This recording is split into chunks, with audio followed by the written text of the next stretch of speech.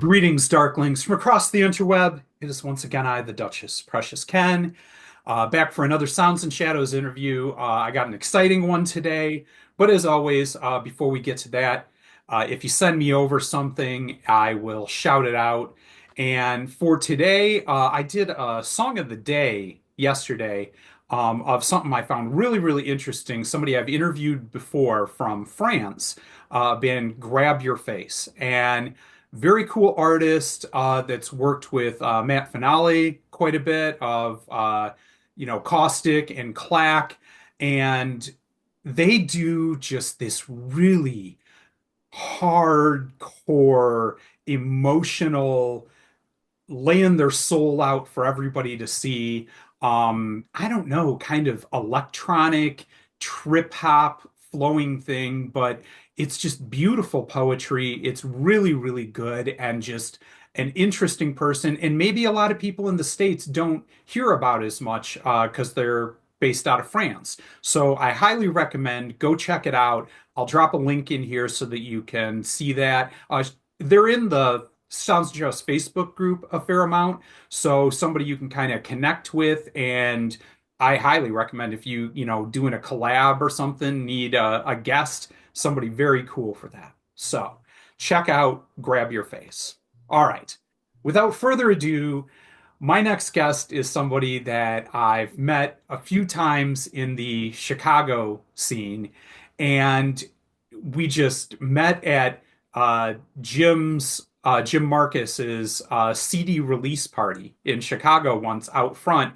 Just struck up a conversation and started going. And since then, I love talking to them. I love following their career. And then to find out after talking for a while, they played quite a bit with this little band that's a compilation type thing called Pigface, you may have heard of. And it was really great. The other thing, this is an artist who, if you follow our page, you know that one of the things near and dear to my heart is I can never have enough saxophone in my dance music. It's just, whether you're talking about Shriekback or artists through the years, In Excess, putting a saxophone to me in dance music is a perfect combination that doesn't get done nearly enough.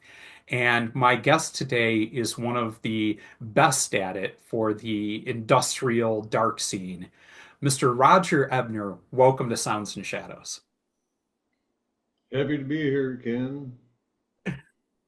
Brother, And I love dance music. As a matter of fact, we're working on some new material with the same people that I worked on this latest release.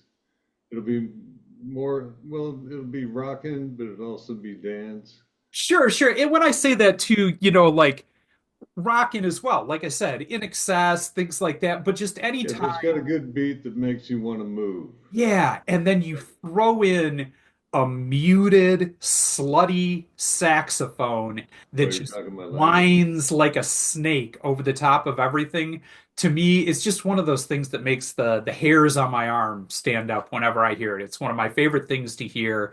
So when I was going through and listening to this new project of yours, a new release of yours, I was getting goosebumps all the time as these songs are flowing out, and then I hear those different sax lines coming in and knew this was 100% for me. Cool, cool. Thank you.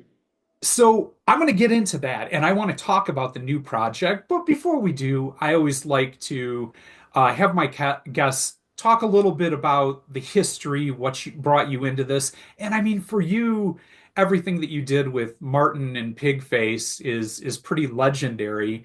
Why don't you give our listeners a little bit of your pedigree and some of the things that you've done and the people that you've played with?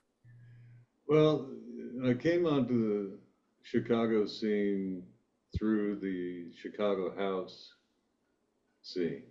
Yeah. And just a bit of history, you know that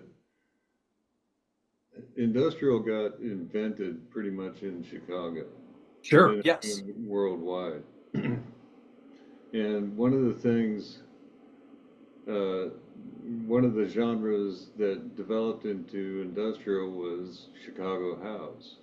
Yeah. So you had all these hardcore guys coming in that Martin was bringing in. Wax Trax was in Chicago, and Martin had Invisible, and you had H-Gun Video. So it was like the perfect storm with a real strong connection to Germany and England.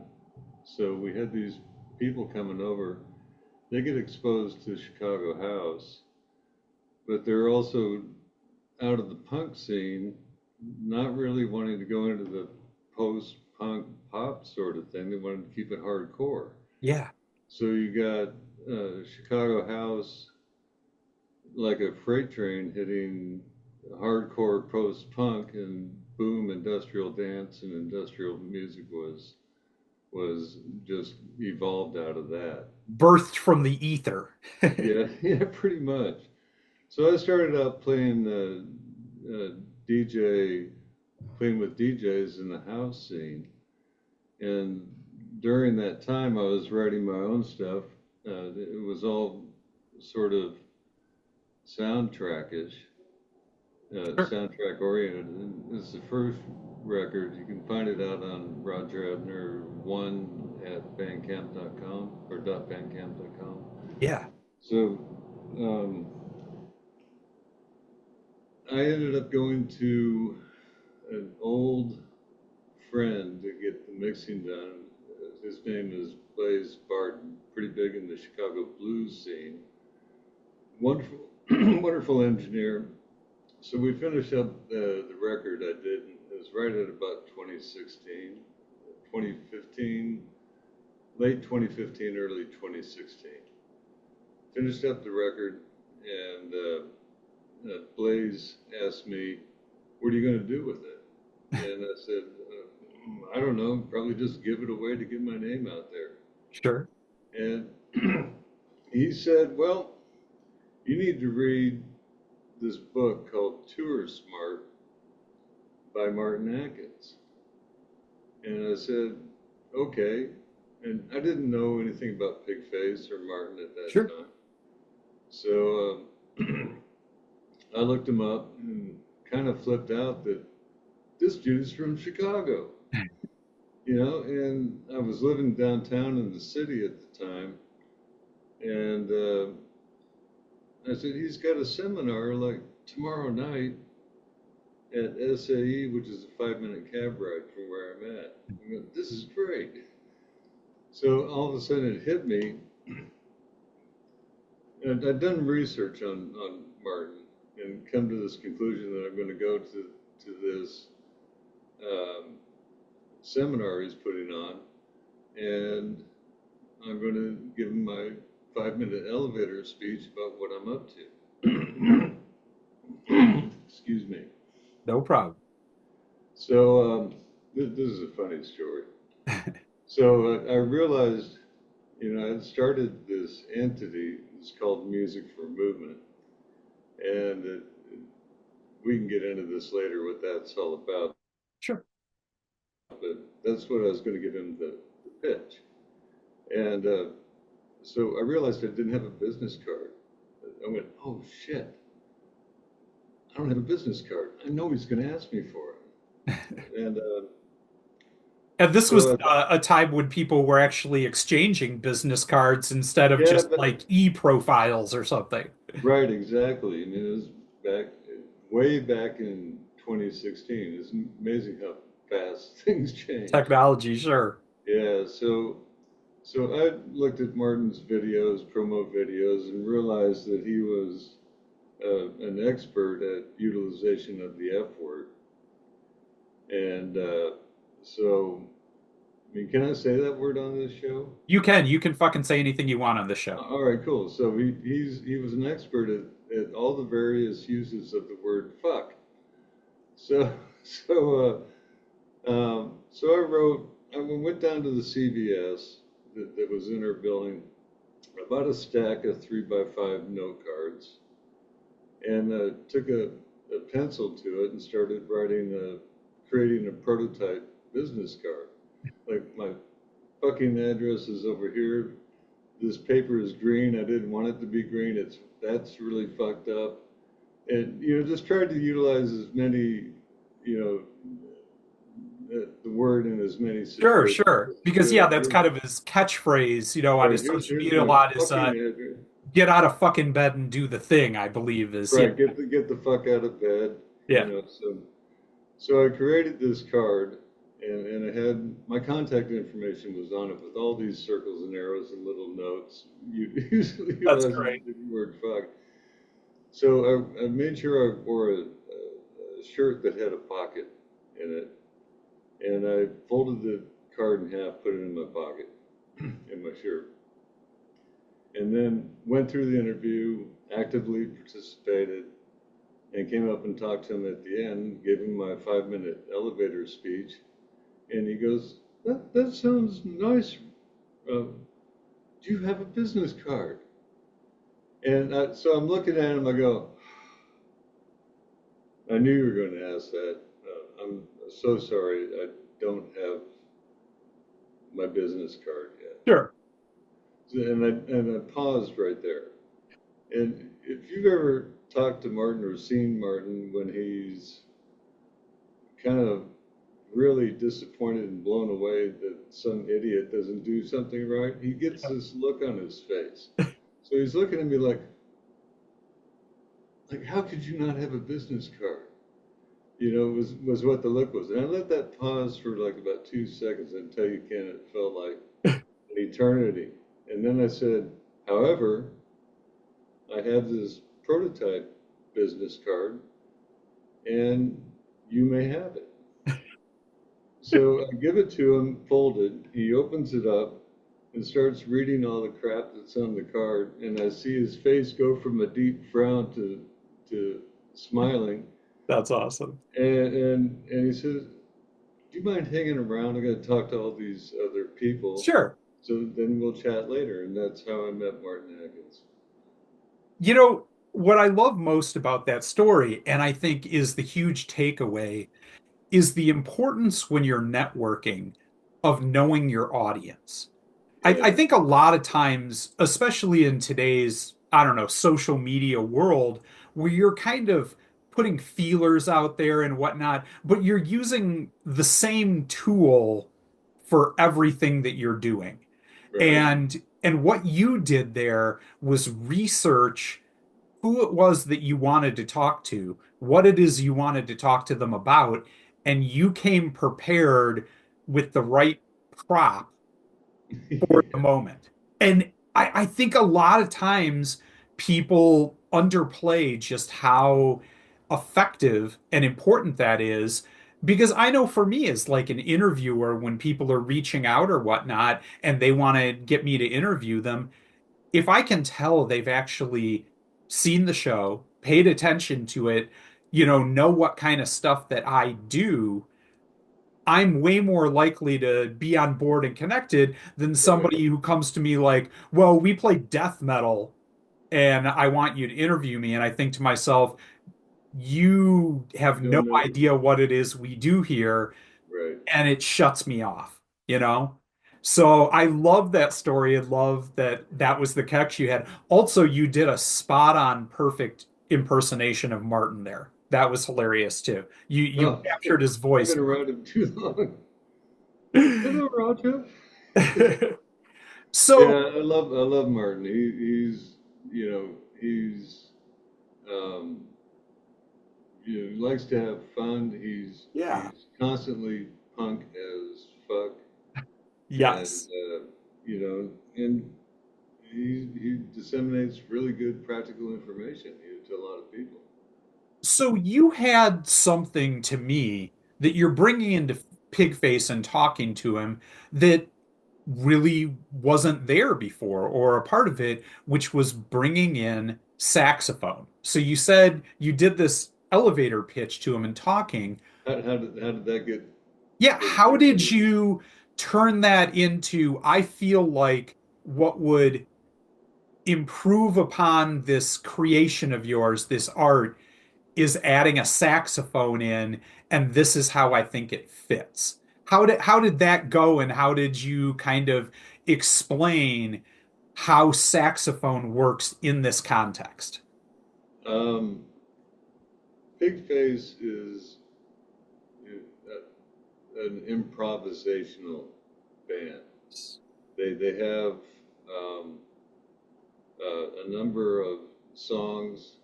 You know, the total songs I think are about 30 Yeah, on the list. You know that we hear and we all love. Um, and there may be a little more than that. They've got a lot of material, and everybody's been playing this same material for years, right. and they know it like the back of their hand. And if you've ever been in a band with anybody for a long period of time, you get that almost telepathic communication. Yeah, you're finishing each other's sentences. You know, Right, to be some of the most amazing things I've seen, or yeah, when guys, people have been together for a long time, the way they can flow with each other. I remember right. one of them for me, I always think I saw Rush play once, Oh, and they're playing Tom Sawyer, and Alex Lifeson broke a G string on his guitar.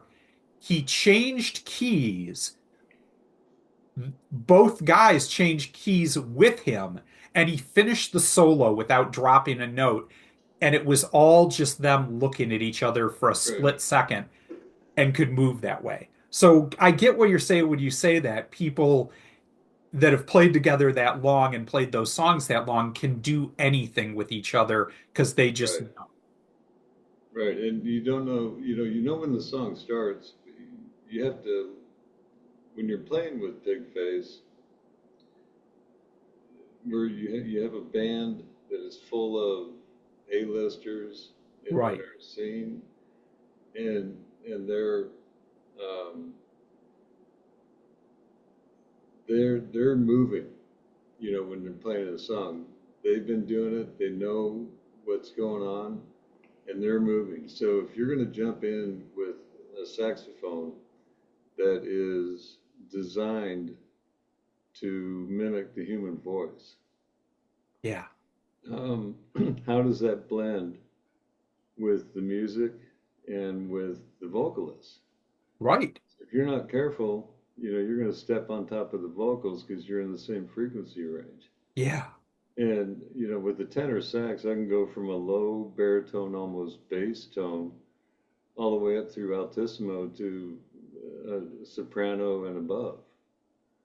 So um, it is a very dangerous instrument, and I get why a lot of vocalists have saxophobia, especially in an improv situation, because a lot of players, they're, unless you're playing and you got your eyes open and your ears open and you're making sure that what you do is not going to throw a vocalist off, Right. it has to enhance, the presentation of the music.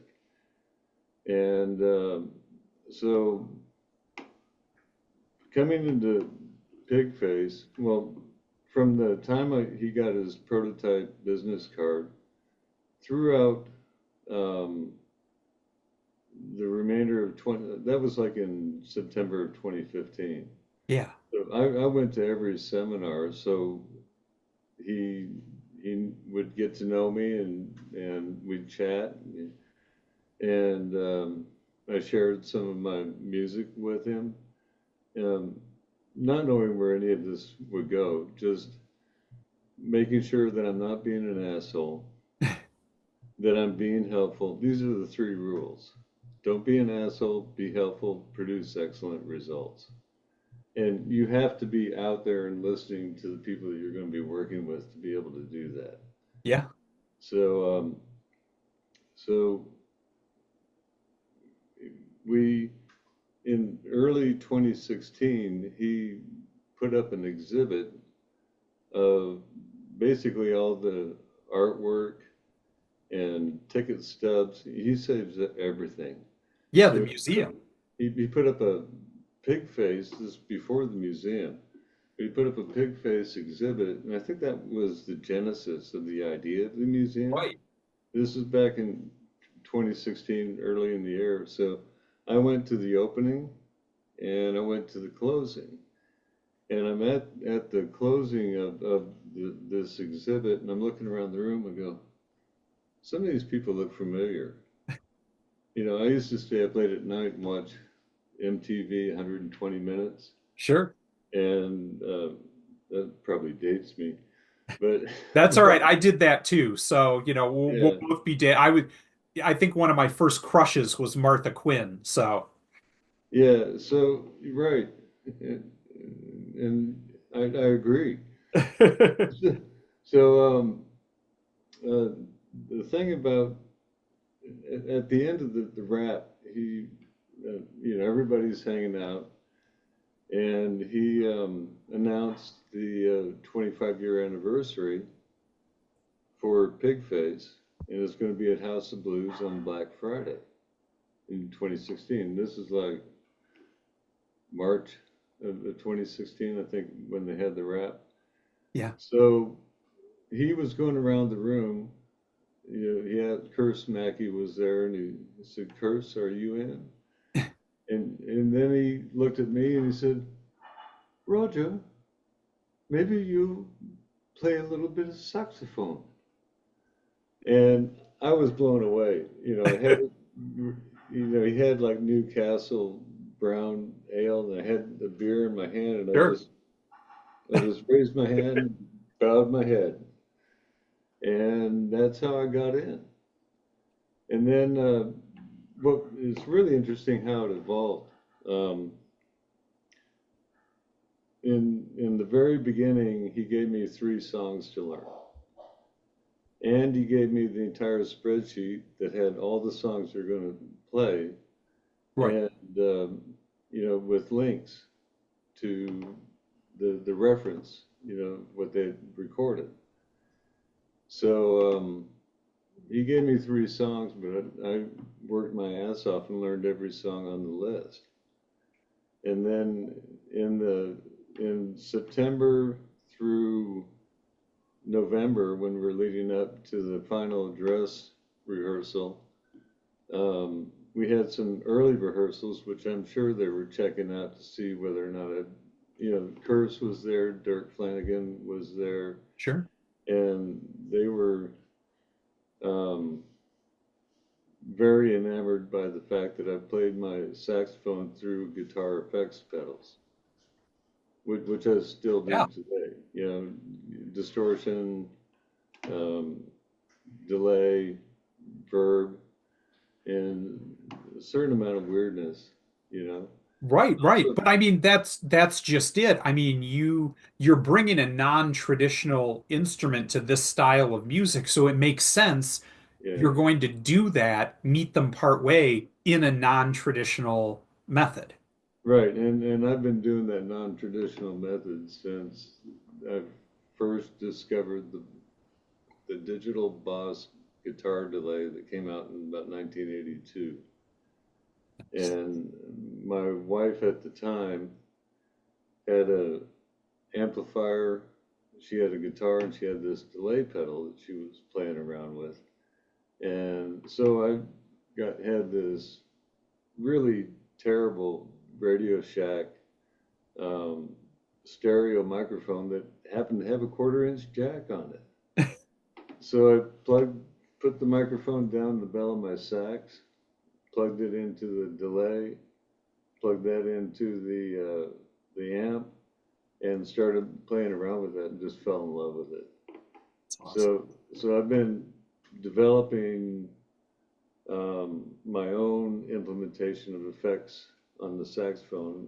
And some of the stuff that's come out online uh, recently is inspiring me to slowly change the setup Sure. and make it even more versatile. But that was one of the things. Oh my God, he doesn't just play on the mic; he's using all these effects. What the fuck? Yeah. And so I went through those early rehearsals, and then we got into the main rehearsal where they brought in people from all over the world, literally. Yeah. Ash, um, who what's the name of the lady who did Kitty? Uh, Fallon? Oh, yeah, yes. Yeah, I Um, think she's from Toronto. yeah, but Yes. I mean, there's been quite a few wonderful women contributors and vocalists to Pigface Oh that yeah. I've really, really enjoyed over the years. And I think kind of like finding you in that, that's one of the gifts that Martin really has is just pulling in creative people from such diverse backgrounds and sounds Right, and and put getting them them in a together and room just seeing what together. happens. Yeah. Yeah. Yeah. So uh, Greta Brinkman was there. Yeah. Um, Levi was there, and I always like kidding around. I had Levi duty, which was um, when we're coming to rehearsals, make sure Levi gets there on time because he doesn't have a car. So I'd either go pick him up or I'd hire him a taxi or an Uber, Yeah. to get him there. But Charles and I became really good friends because most of the time I went by and picked him up and gave him a ride. That's awesome. And yeah, so that was cool. And at that point, I'd originally been given three songs. I secretly learned every song on the list. And when we got into some of the rehearsals, like with Steven, Uh-huh. I was stealing his lead guitar part because I heard the song and it just came out. And this is exemplifies the kind of a level of coolness of Pigface.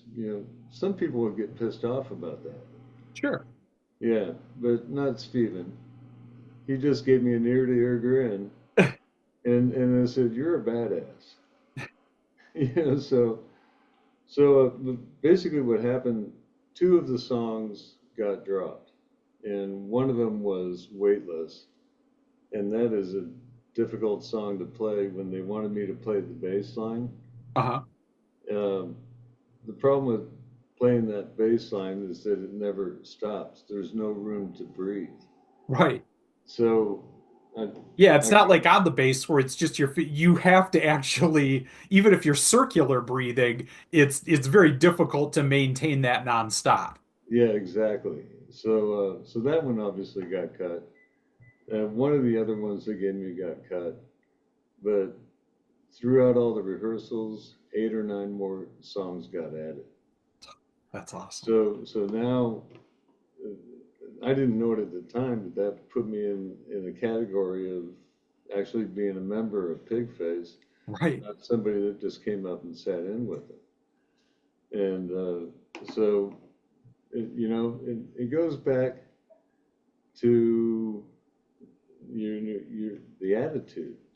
Yeah. You know, the, you can't be an asshole and survive in this business Right. for very long. I mean, you can do it, but you're But you're eventually it's gonna bite itself if right. you It'll come burn up too many bridges. exactly. And if you're not helpful, um, why are you around? Why are you there? See, that's the second time during this interview that you said something that I love that I think is just great advice for musicians and artists doing something, and that's that you were assigned a task to learn these three songs before you showed up for what, in essence, was kind of going to be a impromptu audition in a Yeah, way. You over prepared and came with something more than what was asked. right. And I think so many people would benefit from just thinking of how impressive and important that is because it doesn't get done enough. You know, a lot of people are just very comfortable to do the thing that was asked for them. But if you come ready to go over, above, and beyond that, that's what's really going to make a connection with someone like a Martin. Yeah, it does. It shows that you have a drive and that you're going to work your ass off to make sure that whatever you do fits. And professionalism. and professionalism, right? So, and you, being helpful absolutely ties into producing excellent results. So, and on the production of excellent results, you've got to practice your instrument all Yeah. the time. No matter how good you are or what station you're at, there's always more to learn. And, the saxophone is pretty complicated, Yeah. the keyworks on it. And one of the latest things, I just found an excellent course on saxophone maintenance for saxophone players. And I think the alternate title should be Zen and the Art of Saxophone Maintenance. But, if you don't know the mechanics of how your instrument works, whether it be a sax, a flute, a violin, a guitar, electric guitar, acoustic guitar, it, that's part of producing excellent results. And, practicing the material you're going to play, practicing fundamentals, going over patterns that might enhance the material that you're going to play is kind of a constant thing for me. Yeah. So, And I think too, when you talk saxophone, to me, when I was a horn player before I started on guitar, bass, things like that. excellent. And I think for me, any reed instrument, or in particular a double reed instrument, say like a bassoon or oboe, are the most unforgiving instruments out of anything you can play. Yeah, Your embouchure, the way that, there is so little room for any kind of an error. Where on guitar, for example, or bass, if you're in the flow and you're moving along, you can almost, turn a tiny mistake or something like that, slide it into a smoothness, a slickness when you're doing. But when you're talking about saxophone, really, if you have any breakdown in your mouth control when you're playing it, everybody in the room will know. right. Everybody will hear that because it just is Because not built to be forgiving. right, the tone goes from being round and full to sounding like crap, Right. and it's pretty drastic uh, change in the way that the instrument responds.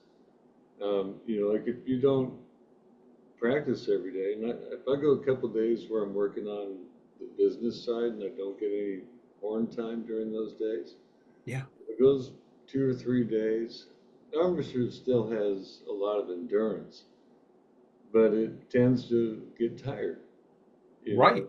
earlier. It's like, you're used to going for a run every day and then you take a week off and you got to rebuild back for a little bit to get back to where you are and then you can move forward. Right. So, it's it's a, it takes a lifetime to master, woodwinds. Right. I had one instructor tell me it takes a minimum of 20 years. And It's true. I mean, yeah, it really is one of those. I mean, because again, it is a muscle that you're talking about, your tongue, your mouth. And you're right. If you don't, like a bodybuilder for your mouth, like have that level of a spiff, if you're trying to play on a professional level and something like Pigface, which often is, yeah, you're talking 1.5, 2 hour sets, yeah, you are not going to make it. right, right. You have to be in shape. Yeah. And, and then, it's interesting constantly going back. You move forward and learn new techniques, and then you go back um, and dig out studies that you've done a long time ago. Yeah. I don't know how many other people do this, but I can't help it. Part of it's a measure because you can tell that you're working through an exercise better than what you did before. Um, so that's always very enlightening, and it also brings out what you have to, to work on. And, if if playing locally, you don't really need to uh, know a lot about how to repair your horn if something goes wrong. But Sure. if you're on the road and you're not within, even if you're within a half an hour of a known saxophone technician that can get your horn playing again, um, it's a disruption to the tour, Right. you know? So you might be pushing it and you're trying to get to the gig on time and you just spent 2 hours trying to get your horn fixed. So, that's not acceptable. That's not being helpful. Right. It's not producing, excellent results. And so the tour may leave you, and it takes you 2 weeks to get your horn back, and by then they've already subbed another horn player in, and they're Sure. not calling you anymore. And I think a lot of people don't always understand if you've never played, woodwind instruments or whatnot. If you're playing guitar, you have to maintain your pickups, your strings, but it's a pretty simple machine at the end of the day. Whereas a saxophone, every single one of your keys is going to a valve, and that valve has to seal exactly at all Yeah, times. And any kind of temperature change, anything like that can change how that valve seals right, and will change the sound. And again, you're talking about an instrument, well, I guess like guitar, but that is wood, but also is wood with moisture in it because you're playing with your mouth through it and it expands and contracts as a result of it. So the idea of kind of like you said, it requires constant maintenance to maintain a right, professional level. right, it does. So learning how to do that and learning how to do the things like my technician that I use here in Chicago is an hour and a half drive away. He's way up on the north side, almost up to Wisconsin. And, that's a 3 hour round trip just to have him put a new cork on my neck. Sure. And, so if I learn how to do that, I can customize it for what I want. I can customize the setup that's going to complement my playing the way I play. Right. So, yeah, and just to give you an example, I know I went off screen, That's all right. I but still see you. this, I don't know if you can see it, No, no, I can see you good. all these rods do something, you know. So I might press a key up here and it's going to affect multiple keys. Right. And you also have keys that are autonomous, like these palm keys. I pushed it and the one pad comes open. But you get into here, like the low B flat, pushing that down closes every key on the horn. Yeah. And every key, when you do that, they all have to hit their tone holes exactly at the same time. Otherwise, you're going to get warps and wobbles and Right. get weird sounds. So, No, that's really fascinating. And like I said, I mean, I have a little understanding of it, in playing horns, but I love how you explain that, to maybe people who just haven't encountered that side or that part of making music. So yeah, you said something earlier in the interview I found really fascinating, and it was the idea of vocalists being afraid because the sax, the tenor sax in particular, is meant to emulate the sound of a human voice. And it does. It has such a unique, I don't know, like mimicry of what a voice can do versus just about any other instrument in an orchestra. Mm. And so the idea of you blending when you're talking about a big jam situation like Pigface and multiple vocalists, multiple guitar players, working together and trying to, do you have that sticks out to you anybody in Pigface that you feel like vocally you had a perfect harmony with that just really matched well with how your sax sounded to blend into it? Was there anybody on the roster that you feel like you had that connection with as a vocalist to a sax player? I'd have to say the closest one is Dirk Flanagan, Mm, and uh, Curse and Dirk and Mary yeah, Biker are like the three male vocalists. Curse is the overlord of frontman of Pigface. He's awesome at it. He's really great. yeah, And you um, I just have been learning even prior to Pigface how to weave in and out or over the top, sure. and so you play like little melodic um, snippets Uh-huh.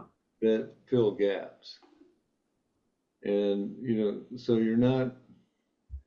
um, you're not playing all the time, and some songs, uh, you know, if I don't have anything to give to a particular song, even though I may have played on that song on a previous night, Sure. um, I'll pass. Right. And because it's a matter of being respectful, There's to no each place other. for ego in a thing like Pigface. No, no, not at all. If you have an ego, you're going to get rolled over by a Mack truck. Right. It's the same thing if you don't keep your eyes open and your mouth shut and your ears open. Yeah. Um, you're going to miss the cues, Yeah. and you're going to get out of step with the chord progression, or you're going to step all over a lead that Bob Dog is playing on the guitar. And the interesting thing about it also goes to making sure what you're hearing through the monitor and what you're hearing is pretty much what the audience is hearing. Yeah. Having a monitor mix for saxophonist who's not playing in the horn section, just another instrument to the cacophony of Pigface. You um, you have to listen more than you blow. That's probably the best way to put it. That's probably just good advice for life in general. Yeah, yeah, yeah, yeah, yeah. No blowing without listening. Listen first, blow after. No, that's Yeah, that's key. and the other thing too,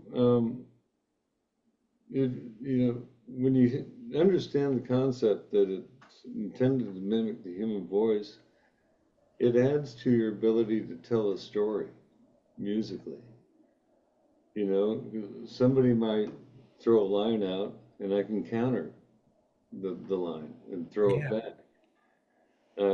If everyone's, singing like singing long notes, I'll pick a long note on a note that harmonizes. And so it's hard to really put a fine point on it. You just got to do it. Yeah. And, you know, it kind of goes back to a quote that I love from Charlie Parker. And Charlie Parker said, when you're learning your instrument, practice, practice, practice. But when you get up on that bandstand, forget about all that shit and let it wail. It's just like sports or anything else in life. You do all that practice so that when it's time to play, You don't you even have to don't, think you about just shut it off and do it. Your body knows what to do. it. Mm-hmm. I love that. All right. We've spent a lot of time, and it's been great talking about Pigface and your collaboration with that. But I want to talk a little bit now about how you did this. And like you said, you were part of a painting, part of a tapestry, part of an orchestra that Martin is conducting. But you had something of your own as well that you wanted to say, where it was, your ideas, your stories, your emotions, and you wanted to have a project that emulated and did that. Yeah. Tell me a little bit about this new project that you have a record coming out for, some of the people that worked with you on it, and why this was important to you. Because you're not a 20-year-old kid, Joe Strummer coming out with a guitar and a dream here to this is, you coming to this with some wisdom and thought that you feel needs to be shared in these stories. Tell me about Right. why that's important. Well, um, it's important for a number of different reasons. One of the main drivers for it, Ken, is um, I lost my ability to play for a Yeah. period of time. And it was back around 2007-ish. And for about, it took 3 years going to different doctors, having a surgery. I lost fine motor control in my left hand. Yeah. I remember the first night we met, you told me about this, and I was just awestruck that you Yeah, you fought your way back into this because it was your heart. yeah, absolutely. So in 2010, we figured out what it was. I got diagnosed in the spring of 2010 uh, with early onset Parkinson's, and that explained, the slowness on the left hand. Sure. And so I got together with the best Parkinson Parkinson's team uh, and movement disorder center in Chicago, and it actually turned out to be one of the best in the world. Is Chicago Northwestern Medicine and their movement disorder uh, group.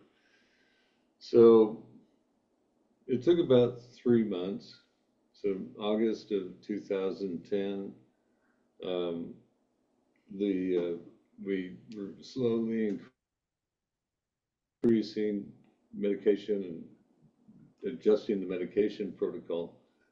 And in the in August, uh, the night before, I couldn't play. Next morning, I got my new dose. A couple hours after that, I was feeling pretty loose, and I decided to pick up my alto sax because that's what I started on and was most familiar with, Sure. and ran a C scale from the bottom of the horn all the way to the top. And then I fell to my knees, in tears. Um, and then I, got back in touch with my longtime saxophone mentor. It's a cat by the name of Tim Price. And we went back to work. 6 years later, I headlined House of Blues with Pigface. That's just absolutely amazing. I know when you first told me that story, like I said, when we were, just hanging out in front of the bar, but it just the idea of, me too. I mean, as any musician being told you can't do this anymore. Like something that is core Yeah, to your being is the most terrifying thought I can imagine. yeah, And it's pretty hard to swallow. I've been playing, I've been exposed to music since I was 5 years old. My yeah, mom taught me simple keyboard theory on the piano. And then I went into music lessons. I started playing saxophone at 8. And I've been playing all my life, mostly self-taught. And to have that happen at, you know, I was just 50, at the time. yeah. To have that happen was really hard to get over. And But uh, also the fact that you fought back and did it. You rebuilt yeah, yourself so that you could still do this at the highest level possible. It has to feel like one of those people that I don't know is in like a near death experience. You wake up the next morning and it's the best cup of coffee you ever tasted, the best right. bacon and eggs. You were given back the chance to make music again. It had to feel like the sweetest sound that's ever been played Oh just man. because you could do it again. Yeah, yeah, definitely. And you know, I felt a responsibility um, to because how you how you manage Parkinson's, manage a lot of symptoms with medication, and you got to really be diligent. Working with your doctor to get the medication to the point where you can be functional. And so thank God for good insurance. I worked for a Fortune 50 medical company for 37 years, and the the excuse me, I Yeah, got you're something. okay. Yeah. So um, the old school advice is keep your day job until your night job pays, right? Yeah. I And I think that's what pretty much everybody has to do at this point. yeah, and if you're lucky enough, like I feel like I was, I kept my day job until it paid me to do my night job. Right. So I'm retired from that company.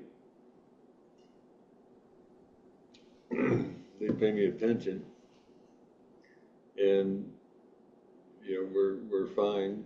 You Sure.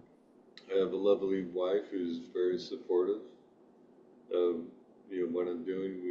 We've been married now for 13, 14 years, and she's absolutely wonderful, and she's with me on the vision.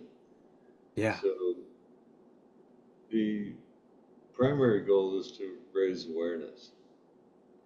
Because if I can go out and do what I'm doing, and somebody else develops a positive attitude and how they're going to approach dealing with Right. this horrible disease, um, raising awareness that it's not a death sentence and it's not an end to your creativity. You can always find ways to wiggle through that, but it takes a lot of guts and a lot of determination. Yeah. So, you know, I love that and I love the testament. I know you've talked to me before, some of the charities that are very important to you around this, but Michael J. Fox, for example, is a great example of, like you said, just someone who's so inspirational to say, yes, this, I mean, he was on his way up as like a big, I mean, he not on his way up, he was a big A-list Hollywood actor. Yeah, And this happened, and it would have been real easy maybe to just kind of give up, take that money, and disappear. And he yeah, didn't. He just, yeah. he's still, I see him in things all the time where he is still acting the craft at the highest levels and doing it and showing everybody that But he get, the disease did not define him in any way. but look at the medal that he got. Yeah, You Biden awarded him the. It's not the Congressional Medal of Honor, but it's the equivalent of that for a civilian. sure. And I was in tears. There's my hero getting that award for all the work that he's done, and I'm a direct result of the work that he's funded. The therapy, the drug therapies they have now, and the time released, and their alternate dopamine agonists. But the dopamine agonist is a compound that can get through the blood-brain barrier and act like dopamine in your brain. Yeah, So, um, he's done a lot of good and a lot of research, or funded a lot of research, right. and that organization is top-notch. So, um, there's going to be. They have a thing with Michael J. Fox called Team Fox. Uh-huh. They'll help you put on an event, whether it be at a club or someplace like the Metro. Sure. So they'll help you put that together and manage all the nonprofit stuff that goes along with that. And what I've I've researched nonprofits, and if I started a nonprofit, all it would be doing is the regular paperwork of the nonprofit, and not really have being able to create the music. Right. And the whole goal with Music for Movement is to utilize music as a means to generate funding for Parkinson's research. So I've set that company up as a benefit corporation, Yeah. which means you don't have the um, uh, restrictions of a nonprofit, and you can't really accept donations. Right. But you create a product, and a significant portion of the funds coming from the sale of that product, in your charter, you give that back to the community. Right. That's what that type of corporation is. Right. And it's called a benefit corporation. And some states have benefit LLCs, some states have benefit C Corp. And I'm just creating an LLC, and I'm going to operate it as a B Corp. And I'm getting into the weeds on that, but No, no, but I love that, and we'll make sure to link that in as well so that people can find it, know how to be a part of it. Um, Tell me though a little bit as well about the album itself. You know, maybe some of the people that you brought in to work with you on it, and how your saxophone, instead of, say like a Pigface where Martin is using his rhythm or drums and then adding all these beautiful brush strokes around it. right. How are you making the saxophone the lead vocalist of this project, and then having other people contribute to it, but that's the core, and how does that make the album special? Um, I when several songs that I've written that are on this project. I, the first project was intended for single licensing. I didn't really promote it that much. Sure. I'll probably pull it back off the shelf, dust it off, at some point because there's some really cool stuff in that. Sometimes you have to let music ferment on its Right, own and for a while it's before it's ready to fermenting, open that bottle again. right, and then you have to let it breathe. Yeah. So yeah, bottle of wine is a good analogy. Um, on this new project, I wanted to take a different turn. I wanted to write for a 4 or 5 piece band Uh-huh. and get it into the realm of being able to perform with multiple people rather than having the full orchestra behind me and backing tracks. Sure. So the the songs are the single coming out, which I did not send to you. But you will, and I we'll will. share it at the Yeah. end. When we drop the single, you'll get this single. Um, it's a song called "Break It Up," and it started as I was driving in the car, and Saint Vincent dropped a new single for her up and coming record. This is Yeah. like pre pandemic. It was like 2018, Yeah. and it was just had this really cool funky groove to it, and a funk song. And I locked in on the beat. I analyzed the beat, and then I came home and created my own beat that used the same principles. Sure. You know how you get that Yeah, it's a sort of. very jazz thing to pay homage to something that you loved and then put your own twist and spin on it. Yeah, I mean, it's definitely influenced. Sure. It was not copied. No, It, no. I mean, like I said, I mean that's pretty common practice in right, jazz is that like you were talking about Charlie Parker or whatnot, that right, he might play a line or a lick or something, giving credit to someone else, and then that's just a right, tiny part of his song. right. It's like a tip of the hat Yeah, to exactly. somebody that went before you. And, you know, so her song, I can't even remember what the song was, but it Sure. was definitely an influence. And then the song, as you know, if you write, songs kind of take a mind of their own if you Yes. get let them do that. And this one was floating in and out.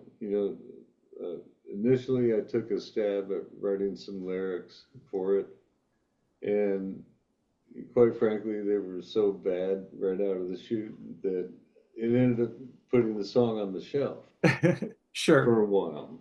And then, at the same time, I was involved with uh, I was one of the founders of a collective called Aranova Rhythm Collective, or ARC, A-R-K, or A-R-C. And one of the other founders of that is a very talented vocalist and lyricist, a lady by the name of Bessie Mink. So I got the idea, this is a cool funk tune. I went through and refined the demo to the point where it was really tight, and I had horn sections and put a horn section in it. So I'm playing, the horn section is 2 tenor sax tracks, 2 alto sax tracks, and I think a soprano sax track. And um, so with the horn sections in there, she had everything she needed to do her vocals. Yeah. And, I sent it to her. She went down, and first time she listened to the song, she just riffed off uh, uh, kind of an impromptu vocal, and did a lot of scat. The name of the Sure. song. The only direction I gave her is the title of the song is called "Break It Up." So take that in. she did this kind of jazz, blues, funk, scat, sort of break it up. And then, you know, the song was originally written for a collaboration I'd been doing with Kristov Leggio, better known as Kristov of Bile. Uh-huh. And so we've done a lot of work together. So I met him at Pigface, and he's probably one of the most collaborative, long-term collaborations that I've been in out of Pigface. So he's excellent at mixing.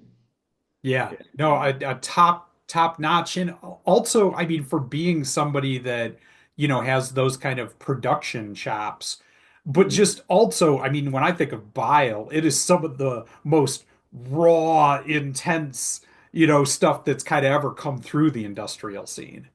Yeah, he was younger in his younger years. He really edgy, raw stuff. Yeah. And if you've listened to the album that he released like 2 years ago, it's titled "Pot Farmer," and it's not really what you think. The story of Pot Farmer, of course, it involves cannabis, but a particular strain of cannabis had become uh, the healing of all ailments uh, compound and it was in very high demand all over the world. Oh, And this is science fiction, that sort of thing. And so the demand got so huge that they had to create off-planet growing facilities. very And those facilities were all automated, but they needed some human intervention. sure. So uh, the people that were, this is a story that Christoph created. The people that operated Kept the machines running. and helped the machines run were looked down upon in society, and they had this derogatory term applied to them, pot farmers. So it's all written out. Yeah. It is in I'm gonna have to go find the that album now. I'd never heard that. That's really yeah, interesting. go check it out because one of my favorite songs on that record is "Sugar," and it's a heavy. Uh, Christoph, if you strip away the distortion and the distorted vocals Yeah. of how he presents the song, he's one of the best pop songwriters that I know, and he does it in a really unique way. Wow. So sugar is not as uh, raw, I would Sure. say. It's more mature and refined, and I it's mean, still, if you're not growing as an artist and doing new things, yeah, what's the point? Why keep doing it? exactly. So I gave once I had Bessie's vocals on this song, I gave it to Christoph to mix it, and that led to him being my producer on the whole record. That's awesome. So yeah, and when you get somebody like him working with you and challenging your choices, of sounds and rhythms, you learn a lot. Yeah. And I'm still learning from him. He's still learning, and I'm trying to close the gap, but he keeps going. And that's a good thing because that not only is he growing in our relationship, we're both growing. Yeah. I And mean, to so me, you can hear that in music. If I hear something where the artists involved have a genuine friendship and communication, it, mhm. it it makes it sound better. I'm sorry, but it's just one of those things. Well, I guess there are exceptions, like a Fleetwood Mac situation or something where you can hear the discord just as much and that adds something. But for the most part, something like that, when you find someone you can truly work with and like you said, kind of finish each other's musical sentences, Yeah. there is a beauty in that that just I you can't describe it any other way. Well, there's a level of trust Yeah. that occurs. And when two musicians have kind of a similar vision or the same vision and a deep trust amongst each other, uh, really amazing things happen. I get blown away just hearing his touch. I created a demo over about the last few weeks and I sent it to him, and he came back and had it mixed and adjusted, and the melody is still there. All the original parts of the song are there. Some of the sounds that I was using were just sucking up all the air in the room, and it was creating the rhythm. So it was difficult to add bass and drums Yeah. because this arpeggiated synthesizer sound that I was using um, was just sucking up all the frequency space. And he came in and added a finesse to it that I've come to expect. All right, I knew this was going to happen, Roger. When you and I get talking, we just get going. And like I said, I was able, but we're at about an hour and 15 minutes now. I knew that was going to happen once we got, Yeah, but it's beautiful. I love it. This has been wonderful, and I feel like I've learned so much, and a lot of people can from your wisdom and experience that you've shared here. thank you. So, this album, when do you expect that it's going to come out and how can people get it? Okay, I'm on a timeline that is somewhat dependent on other people, Ain't that always the way?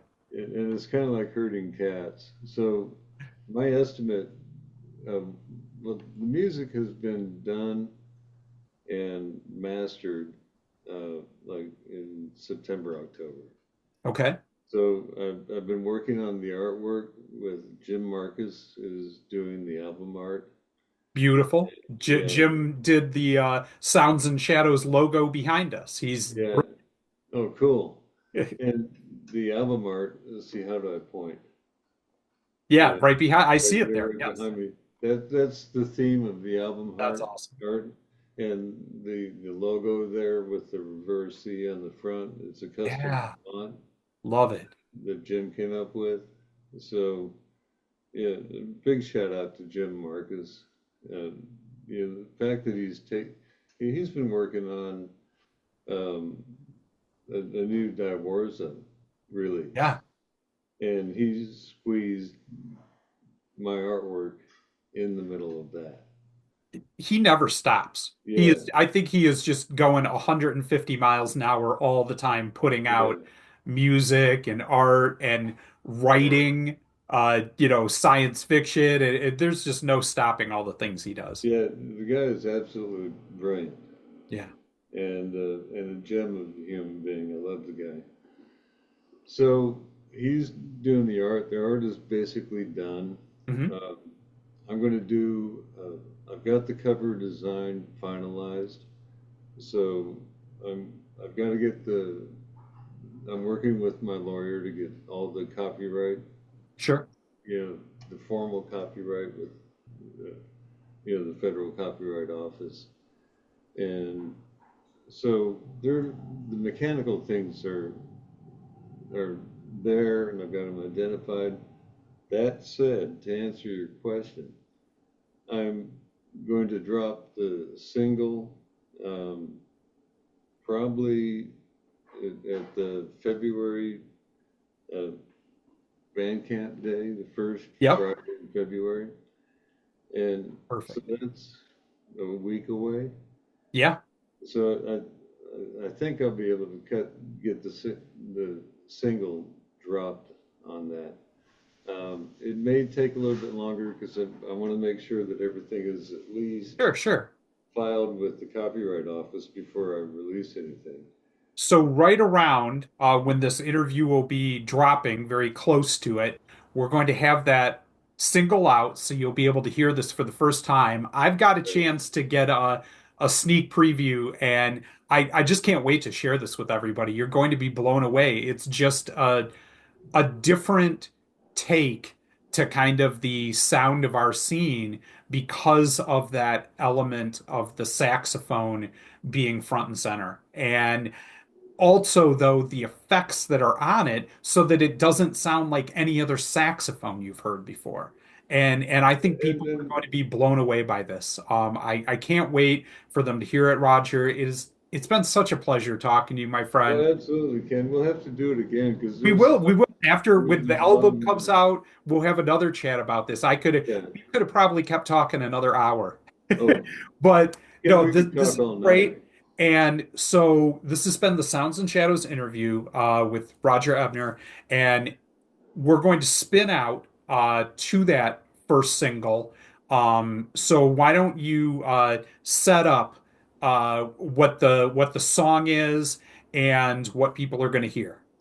The song is called "Break It Up," and it's not one of the two songs that I sent you. But now that we're going to drop this interview about the same time I intended to release the single, that makes sense. Yep.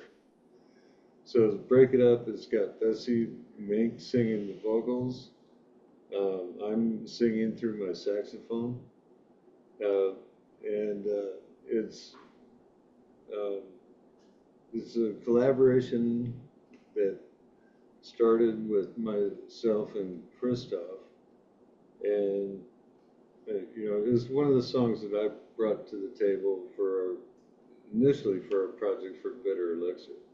So it's evolved a lot, and it's been sitting on the shelf a lot. I'm really excited in the form that it's in right now to get that out because it you've heard it.